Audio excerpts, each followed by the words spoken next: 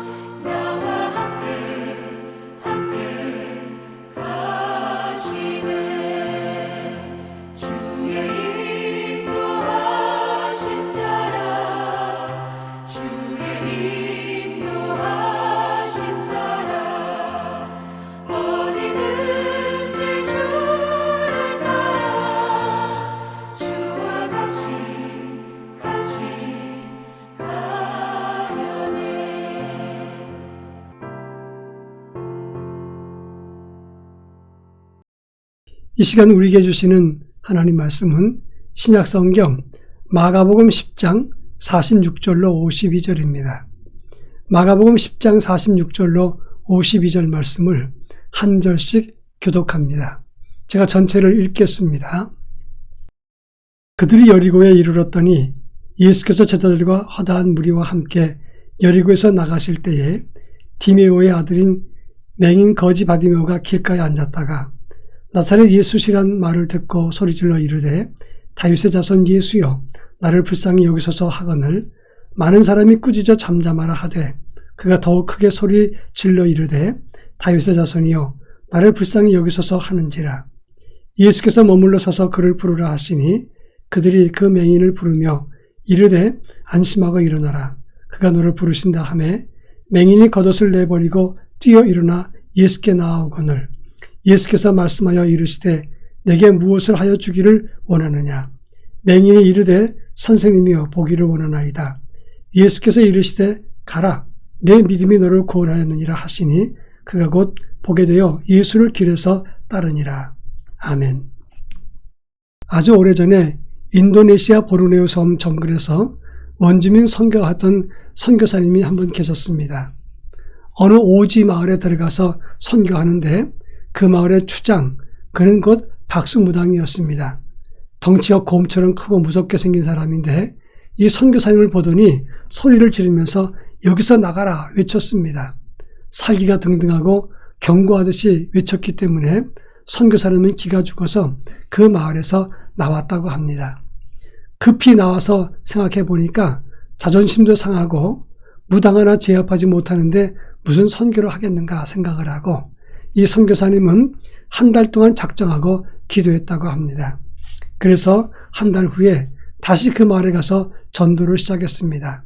그 이야기를 들었던 무당과 그리고 마을 사람들은 전사를 모아서 이 선교사님을 죽이겠다고 달려든 것입니다. 근데 선교사님은 이전과 달리 자기도 모르게 담대한 마음을 가지고 그 무당이고 그 마을의 추장이었던 사람에게 우리나라 말로 꿇어 이렇게 얘기했다고 합니다. 그런데 그 무당인 사람이 무릎을 꿇더니 온몸이 마비되고 말았습니다. 그때 전사들은 다 도망가면서 더 큰 신이 오셨다 그러면서 동네 사람들이 예수 믿게 되었다 그런 간증을 들었습니다. 그렇습니다. 그 선교사님도 고백하기를 기도의 능력이 이렇게 큰 것을 새삼 경험했다라고 이야기했던 것입니다. 그렇습니다. 기도는 능력입니다. 오늘 우리가 읽은 본문의 말씀은 맹인이고 거지였던 바디메오가 여리고성 길가에 앉았다가 예수님께서 지나가실 때 예수 소리를 듣고 소리 질러서 도움을 청했다가 눈을 뜨는 기적을 체험한 사건을 다루고 있습니다. 이 본문의 내용과 의미가 무엇인가를 함께 살펴볼까 합니다. 먼저 49절에 보면 예수님께서는 자기를 향해서 소리 지르는 이 바디메오를 가까이 부르셨다고 하는 점입니다. 사람들 중에서도 상대하고 싶은 사람이 있고 상대하기 싫은 사람이 있습니다. 특히 거지나 맹인이나 소리 지르는 사람들, 무지하게 소리만 지르는 사람들은 만나고 싶은 사람이 별로 없을 것입니다. 왜냐하면 그 사람이 만나는 사람에 따라서 그 사람의 품격이 결정되기 때문입니다. 유명한 사람과 사진을 찍고 유명한 사람과 이야기 나누는 것을 자랑스러워하는 이유는 그것은 그 사람과 동일시하고 싶은 심리작용 때문이라 이렇게 말할 수 있습니다. 그런데 바디메오는 그 당시 가장 비천하고 그리고 무지한 사람이었습니다. 더군다나 예수님께 소리 지르면서 무지막지하게 예의 없이 말하는 그런 사람이었습니다. 도와달라고 하면 조용히 예의를 갖춰야 되는데 소리 지르면서 예수님께 달려들듯이 나를 도와달라고 하면 누가 좋아하겠습니까? 근데 예수님은 가던 길을 멈추고 머물러 서서 그를 부르라 이렇게 말씀했습니다. 여기에서 복음의 본질이 무엇인가를 설명하고 있습니다. 우리가 아무리 비천하고 초라해도 주님은 우리의 외침을 들으신다는 사실을 알아야 합니다. 그런가 하면 48절에 보면 주변 사람들은 바디메오를 구박했습니다. 꾸짖어 잠잠하라 이렇게 말했는데 이 말은 나무라면서 조용히 하라 그런 말입니다. 그러나 사람들은 그렇게 말했지만 예수님은 그 맹인의 신음 같은 절규를 무시하지 않고 받아주셨다고 하는 것입니다.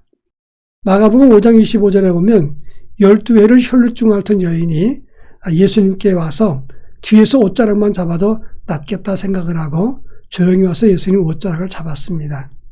그런데 예수님은 그 여인을 나무라지 않고 내 믿음이 너를 구원했다라고 칭찬했던 점입니다. 폴 마이어라고 하는 사람은 젊은 시절에 노숙자로 지냈습니다. 길에서 자고 남이 버리는 음식, 쓰레기를 뒤져서 음식을 먹는 아주 처참하고 초라한 인생을 살았습니다. 근데 깡통을 갖다 놓고 구걸하고 앉았는데 어느 고급 승용차가 자기 앞을 지나갔습니다. 그 차에 비친 자기의 모습을 보면서 그는 충격을 받았습니다. 그러면서 나는 어떻게 이 생활에서 벗어날 수 없을까 생각을 하다가 3일 동안 이 생활에서 벗어나게 해달라고 간절한 마음으로 기도했습니다. 그리고 그는 하나님의 은혜 가운데 다시금 일어서서 세일즈맨으로 거듭났는데 세계적인 억만장자가 되었습니다. 그가 쓴 책 성공 시크릿이라는 책을 써서 성공하게 체계를 세웠고, 이 세상 사람들은 노이즈로 생각할지 모르지만 우리가 주 앞에 간절한 마음으로 기도할 때 하나님은 꼭 응답하신다. 기도하고 일어서서 응답을 받자, 이렇게 강조했다는 것입니다. 오늘 본문 46절에 보면 예수님은 여리고에서 나가실 때 바디메오는 길가에 앉았습니다. 그리고 예수 소리를 듣고 예수님께 소리를 질렀다는 것입니다. 여기에 묘한 타이밍이 존재합니다. 만약에 바디메오가 주저주저 했다면 어떻게 되었을까요? 아마 예수님은 여리고에서 나가셨고 다시는 못 만났을지 모릅니다. 그런데 그 순간 바디메오는 예수님을 향해서 부르짖었기 때문에 예수를 만날 수가 있었던 것입니다. 중요한 것은 기도할 때를 놓치면 영원히 돌아오지 않는다는 것입니다. 동시에 지금 가장 중요한 기회를 잃어버리는 것입니다. 여러분, 기도하면서 가정과 교회와 우리의 삶의 방향을 바꿔가는 삶을 살아야 될 이유가 여기 있는 것입니다. 바라기는 지금 기도할 때입니다. 이 기도할 때를 놓치지 말고 기도하는 중에 하나님의 응답과 역사와 주님의 도우시는 손길을 경험할 수 있기를 축원합니다. 다 같이 기도합니다. 지금 기도함으로 우리의 삶의 변화를 이루게 하옵소서. 기도하겠습니다.